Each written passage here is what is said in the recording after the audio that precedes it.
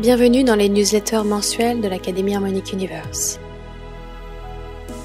La mission de l'Académie Harmonic Universe est d'assister l'humanité dans sa phase d'ascension et d'expansion de conscience individuelle et collective afin de pouvoir progressivement passer de citoyens terrestres à citoyens cosmiques via la rééducation des valeurs humanitaires et des lois universelles en développant notre connaissance du contexte exopolitique actuel, c'est-à-dire via le processus de divulgation cosmique et enfin par le développement de notre maturité spirituelle nécessaire afin de devenir des humains conscients et responsables au service du bien commun.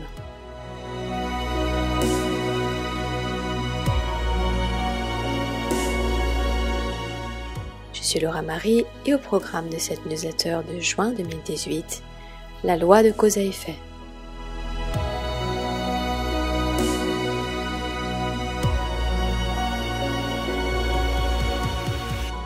La plus grande progression que l'humanité va connaître lors de ce cycle d'ascension est la compréhension des lois universelles régissant les univers.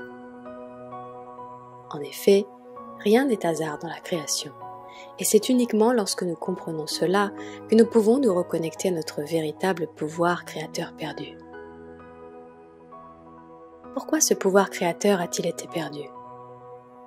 Car les humains ont oublié qu'en chaque instant, avec chacune de leurs pensées, chacun de leurs mots et chacun de leurs actes, ils modifiaient non seulement la réalité pour eux-mêmes, mais aussi plus globalement pour le reste du monde. C'est ainsi que chaque être humain impacte le reste du monde, et plus globalement le reste de l'univers. C'est ce que nous appelons communément sur Terre l'effet papillon. Autrement dit, une action d'apparence aussi insignifiante que le battement d'ailes d'un papillon peut avoir une conséquence à l'autre bout de l'univers. Malheureusement, la plupart des humains ignorent encore leurs responsabilités dans chacune de leurs pensées, dans chacune de leurs paroles et dans chacun de leurs actes. Non seulement dans la création de leur propre vie, mais également en ce qui concerne les conséquences de leurs choix sur le reste du monde et sur les lignes de temps futures. La plupart des humains vivent au jour le jour, mais pas parce qu'ils auraient développé la sagesse nécessaire pour comprendre que seul le moment présent compte et qu'il est la clé de la paix intérieure, tout en créant consciemment sa réalité en alignement avec les lois universelles, mais plutôt parce qu'ils ne se préoccupent aucunement des conséquences de leur passage sur Terre, aussi bien pour la Terre elle-même que pour tous ses royaumes et habitants. En refusant de faire le lien conscient entre nos pensées, paroles et actions et leurs conséquences dans notre réalité et dans la réalité collective, nous refusons en vérité de devenir responsables. C'est une façon détournée de pouvoir rester victime de la vie, et qui dit victime dit bourreau. Par conséquent, c'est une façon détournée de pouvoir blâmer autrui pour les conséquences de notre propre choix. La majorité des humains à l'heure actuelle du stade de développement de la race humaine en est encore à faire le choix délibéré d'être victime de la vie et non co-créateurs responsables et conscients des répercussions de chacun de leurs choix sur le reste de l'univers. Même si nous ne sommes pas responsables de tout ce qui nous arrive dans la vie, car les interférences provenant de l'extérieur existent bel et bien, surtout dans ce contexte de guerre cosmique opérant dans l'univers, et de planètes prison avec des habitants mis sous contrôle mental. Mais cela n'enlève en rien notre responsabilité de guérir et de nous libérer, peu importe les difficultés rencontrées dans nos vies. Le blâme ne pourra jamais nous aider à guérir de quoi que ce soit. Le blâme est une façon de faire porter nos propres responsabilités sur autrui, même s'il s'agit encore une fois de la responsabilité de guérir et de nous libérer. De nombreux humains ignorent encore à l'heure actuelle que le but de l'incarnation n'est pas et n'a jamais été la distraction, ou encore l'accumulation du plus de biens matériels au détriment du développement spirituel de l'âme. Ainsi, de nombreuses épreuves seront mises sur le chemin de l'individu qui refuse de croire en une existence spirituelle de l'être, privilégiant la satisfaction personnelle de l'ego au détriment du service à autrui désintéressé, accéder à partir des qualités sincères du cœur. Que ce soit la maladie ou de grandes difficultés personnelles de vie visant à amener l'individu à intégrer les plus grandes leçons de vie telles que l'amour inconditionnel, c'est-à-dire désintéressé, ou le pardon, tout humain sera amené à traverser les épreuves dont il a besoin pour perfectionner son âme, mais aussi celles résultant des conséquences directes de ses propres choix de vie. C'est ainsi que toute cause a sa conséquence, et que toute conséquence a sa cause. Simplement, beaucoup d'humains ont décidé d'ignorer cette loi en s'en sentant au-dessus, ou encore en confondant cette loi purement énergétique avec une religion vendant le concept d'un Dieu punissant et jugeant, ou de karma lui-même issu d'un jugement humain ou divin. Le karma est simplement la réalité énergétique de la loi de cause à effet. Nul Dieu ne juge ni ne punit. Seuls les individus sont responsables eux-mêmes de leurs propres agissements et des conséquences qui en découlent. Si nous pouvions voir en chaque instant la réalité énergétique se produisant avec chacune de nos pensées, chacun de nos actes et chacune de nos paroles, nous verrions qu'en chaque instant, de multiples lignes de temps potentielles se créent. C'est-à-dire que nous modifions en permanence notre propre destin, par chacun de nos choix, aussi insignifiants puissent-ils paraître. Nous avons tous déjà expérimenté le fait de réaliser que telle ou telle grande conséquence tenait à une bien petite cause.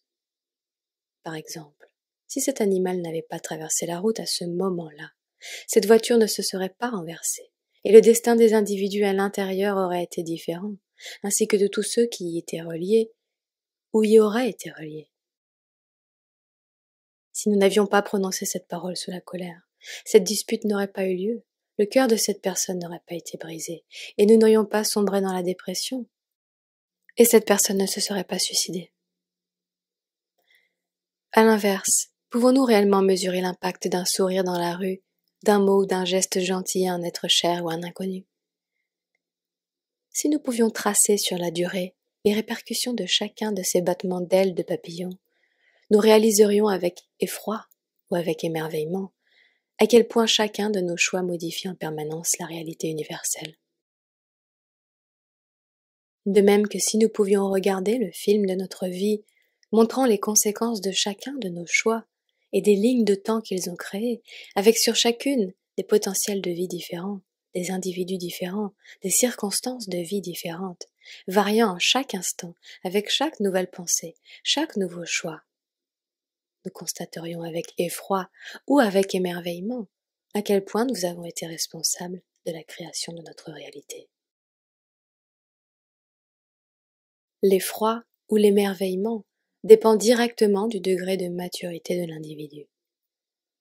Plus l'individu est mature, plus il est responsable, et donc plus il crée avec émerveillement sa réalité et sa contribution dans la réalité universelle. Moins l'individu est mature, moins il veut être responsable, et plus il utilise le programme victime-bourreau pour se dédouaner des conséquences de ses propres agissements. C'est ainsi qu'il fait le choix de rester une victime perpétuelle de la vie. Mais la chance et la malchance n'existent pas, et la vie n'a pas de parti pris. La vie est simplement cette opportunité de vivre des expériences que chacun saisira à sa manière, selon ses propres choix et préférences. Le choix de la maturité impliquant plus de responsabilité, il a été le plus rarement choisi à ce stade de l'évolution de la race humaine. Fort heureusement, le cycle d'ascension levant le voile sur la réelle nature de la réalité par le processus de divulgation cosmique totale, les humains devront tous, un par un, passer par une rééducation sur les lois universelles gouvernant nos univers afin de pouvoir s'y réaligner consciemment et ainsi donc créer leur réalité de manière souveraine et consciente.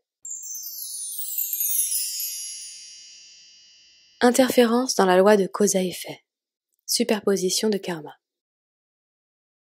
La Terre et ses habitants ayant été sous l'influence de races extraterrestres négatives, parcourant l'univers à la recherche de territoires à conquérir dans le but d'asservir d'autres races pour du service à soi-même, les humains ont été manipulés dans la création de leur réalité, et ce depuis des milliers d'années. Victimes d'amnésie totale à la naissance, ils reproduisaient sans cesse les mêmes erreurs et apprenaient difficilement de leurs leçons.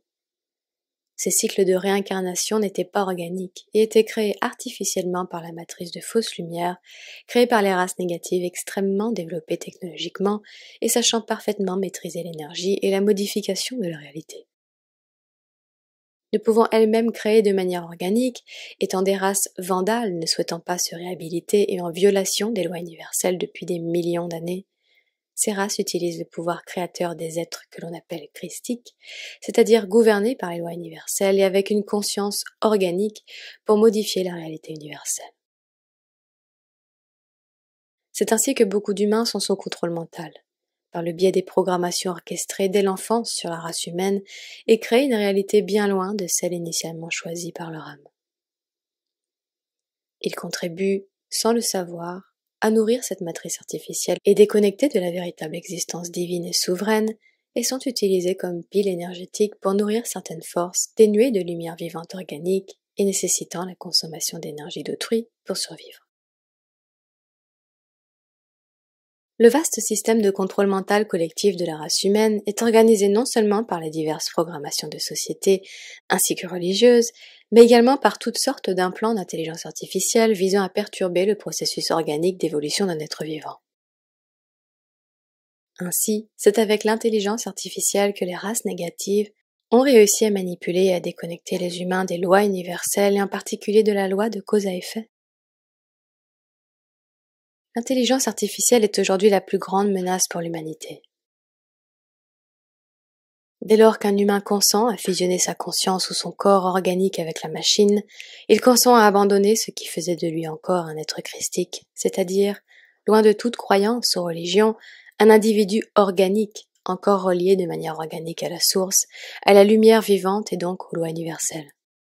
Cette déconnexion peut être fatale et irréversible. De nombreux individus informent aujourd'hui des dangers du transhumanisme. Malheureusement, beaucoup d'humains sont et seront séduits par ces promesses sans en comprendre les graves conséquences pour leur futur en tant qu'âme et le futur de la race humaine en tant que civilisation. Cet effet papillon aura également un impact sur les civilisations voisines qui elles aussi sont touchées par cette invasion inorganique. La technologie n'est pas mauvaise en soi. C'est l'intention qui est derrière et de quelle manière cette technologie perturbe l'homéostasie du corps humain originel organique qui déterminera son impact sur la conscience de l'individu et donc sa destinée. Malheureusement, l'humanité à ce stade n'a pas encore conscience des répercussions d'une telle intrusion d'intelligence artificielle dans les corps humains et les consciences, et sombre dans la duperie et le leurre. Les races responsables de l'asservissement de la race humaine sont maîtres de l'intelligence artificielle, en opposition avec l'intelligence du cœur, et ont dégénéré leur propre génétique par cette fusion avec la machine, au point de ne plus pouvoir retrouver de forme de vie organique pouvant abriter leur conscience dégénérée. Lorsqu'une conscience est assimilée à l'intelligence artificielle, elle perd sa connexion du cœur et se transforme en automate, branchée sur l'esprit de ruche et perdant toutes les qualités du cœur représentées par les hautes valeurs morales, directement reliées à une conscience saine. C'est ainsi que c'est en se coupant de ces émotions, de la conscience et du complexe du cœur que nous pouvons nous transformer progressivement en psychopathes.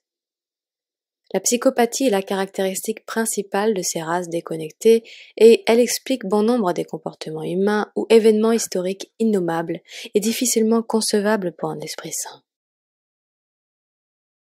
La race humaine a été victime de milliers et de milliers de guerres, de génocides, de tortures et de sacrifices au nom du pouvoir ou de la vénération. C'est le propre de ces races sans foi ni loi, c'est-à-dire déconnectées de la conscience christique, ayant fait le choix de défier les lois universelles. Comme leur corps physique est assimilé à l'intelligence artificielle, elles se sont rendues immortelles, et contournent ainsi le processus de rééquilibrage, c'est-à-dire le karma, effectué au lâcher du corps physique. C'est ainsi qu'elles contournent la loi de cause à effet. Mais nous ne pouvons éternellement défier Dieu. Et même si Dieu n'est ni un homme ni une femme, ni une figure spirituelle ou religieuse, Dieu est ce champ unifié, au-delà de toute distorsion, que constituent justement ces lois universelles par lesquelles tous les univers organiques sont régis, gardiennes de l'harmonie et de l'expansion perpétuelle. Sans harmonie, le chaos peut intervenir, et les lois universelles ne sont ici ni pour punir ni pour juger, mais pour maintenir l'équilibre et l'harmonie nécessaires à l'expansion du bien commun. Celui qui ne veut être régi par ses lois pour satisfaire ses propres désirs égoïstes n'est donc pas au service du bien commun et préfère sacrifier l'existence des autres au profit de la sienne. Ceci ne fait pas partie des valeurs permettant l'expansion d'une âme vers son plus haut potentiel et amène la conscience en question à sa propre dégénérescence à terme. Seuls les individus les plus arrogants peuvent croire pouvoir rester éternellement au-dessus de toute loi. Amplification de la loi de cause à effet pendant l'ascension. Si auparavant nous pouvions envoyer une cause dans l'univers et en recevoir sa conséquence que des dizaines d'années après, voire plusieurs vies après, aujourd'hui le cycle d'ascension accentue la loi de cause à effet et sa rapidité de mise en action. Autrement dit, nous subissons les conséquences de nos paroles, actes et pensées beaucoup plus rapidement qu'auparavant, voire de manière instantanée. C'est ainsi que tous ceux qui maîtrisent de manière consciente la création de leur réalité, loin de toute croyance New Age basée sur une loi de l'attraction dénuée de la compréhension du réel contexte énergétique et cosmique, pourront constater la rapidité à laquelle ils vont manifester la réalité basée sur leur plus haute expression spirituelle lorsqu'ils font des choix basés à partir du cœur et purement désintéressés. Les conséquences sont immédiates. Et c'est ainsi que tous ceux qui effectuent encore des choix basés sur la peur, la manipulation, l'abus de pouvoir ou le manque d'authenticité spirituelle recevront eux aussi immédiatement les conséquences énergétiques de leur choix. Nous entrons dans un cycle où seule la vérité, l'authenticité et l'harmonie peuvent être soutenues énergétiquement. Tout le reste s'effondrera progressivement, même si cela prendra plus ou moins de temps en fonction des circonstances de chaque cas. C'est ainsi que nous devons tous prêter attention à nos pensées, à nos paroles et à nos actions, afin qu'elles soient alignées à des intentions pures et bienveillantes.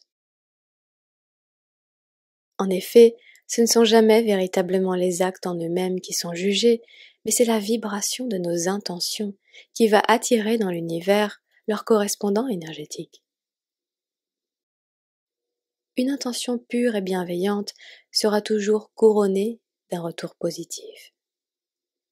Une intention malsaine et malveillante apportera toujours un retour négatif. Ce sont des données qui paraissent simples, mais pourtant, combien appliquent cela au quotidien? Combien utilisent encore le jugement hâtif, la méchanceté gratuite, la critique acerbe, la malveillance, la jalousie, la manipulation, le mensonge, la duperie, pour parvenir à leur fin? Encore une fois, seul l'être arrogant peut penser être au-dessus de ses lois. Malheureusement, l'arrogance n'est pas compatible avec la sagesse, et c'est l'absence de sagesse qui emmène une conscience vers sa propre autodestruction, par la loi de cause à effet, purement et simplement. Redevenir responsable de sa propre réalité et de la réalité universelle.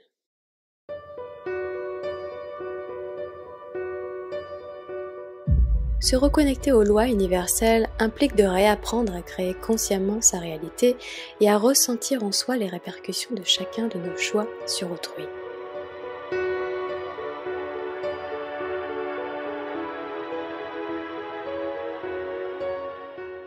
Cela implique également de comprendre que si nous ne sommes pas responsables des choix des autres, nous sommes responsables des conséquences de nos propres comportements sur les personnes qui nous entourent.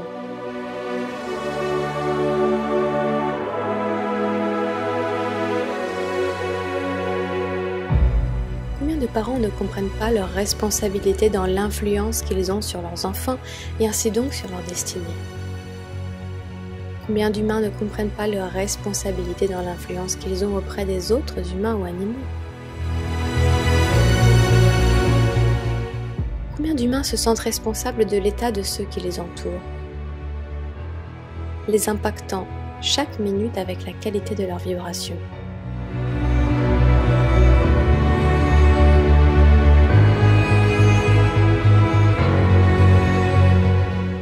Combien d'humains, lorsqu'ils entrent dans une pièce ou dans un groupe, se sentent responsables d'y créer ou d'y maintenir l'harmonie?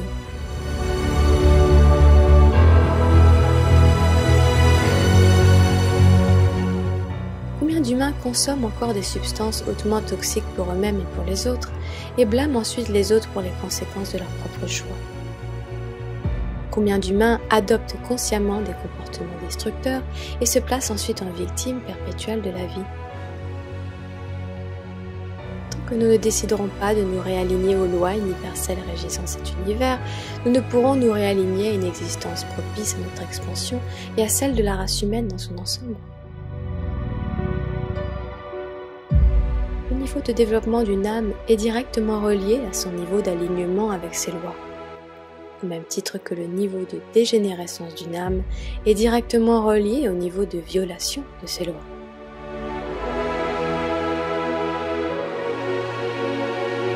Pour devenir responsable de la création de notre propre réalité et de son impact sur le reste du monde et de l'univers est véritablement la clé pour se réaligner à ces lois immuables de la création qui ne peuvent être défiées qu'à ses risques et périls, au même titre que la loi de la gravité dans cette dimension. Que nous y croyons ou non, cela ne fera aucune différence sur le fait qu'elle s'applique pour tous.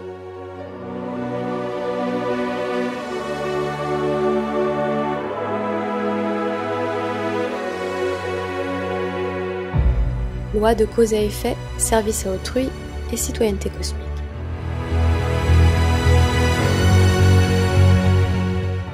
La majorité des individus étant au niveau de conscience nécessaire à appréhender ces réalités sont sortis du service à soi-même et dans cette phase d'ascension souhaitent participer consciemment non seulement à la création d'une réalité alignée à leur plus haute expression spirituelle, mais aussi à la création d'une réalité positive pour le bien commun.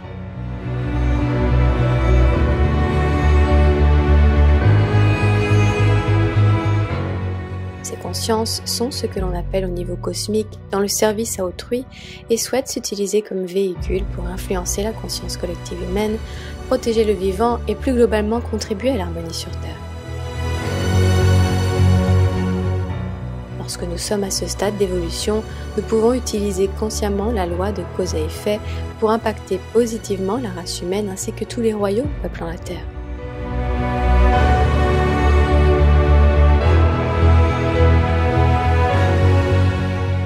Nous pouvons réaliser la pièce du géant puzzle que constitue l'humanité et contribuer à sa libération par plus de conscience et de paix.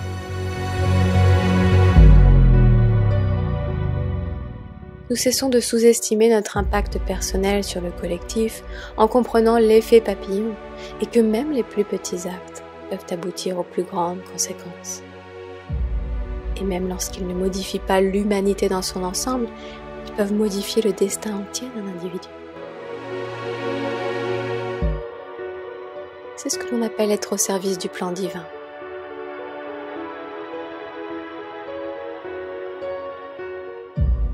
Nous avons alors quitté l'existence mise au service uniquement pour nos propres intérêts personnels pour s'aligner à une vision plus vaste et plus altruiste, nous considérant un membre de la réalité cosmique sur lequel l'harmonie repose. C'est lorsque chaque humain se reconsidérera comme un pilier à part entière sur lequel l'ensemble du cosmos repose, que nous pourrons parler véritablement de passage à une citoyenneté cosmique.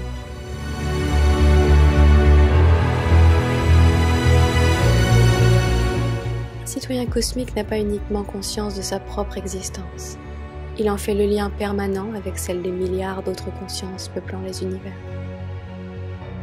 Il a conscience qu'il s'inscrit dans un plan bien plus vaste, il ne pourra jamais le concevoir. Et son humilité, sa bonté, sont ce qui lui permet en chaque instant de rester aligné à ces lois de l'univers qui sont en réalité à son service. Beaucoup veulent défier ces lois, comme ils veulent défier Dieu, ne voulant pas être au service de qui que ce soit. Et ce qu'ils faillissent à comprendre, c'est qu'en vérité, ce sont ces lois, tout comme Dieu, qui sont, avec pur dévouement, au service de notre plus haute expansion.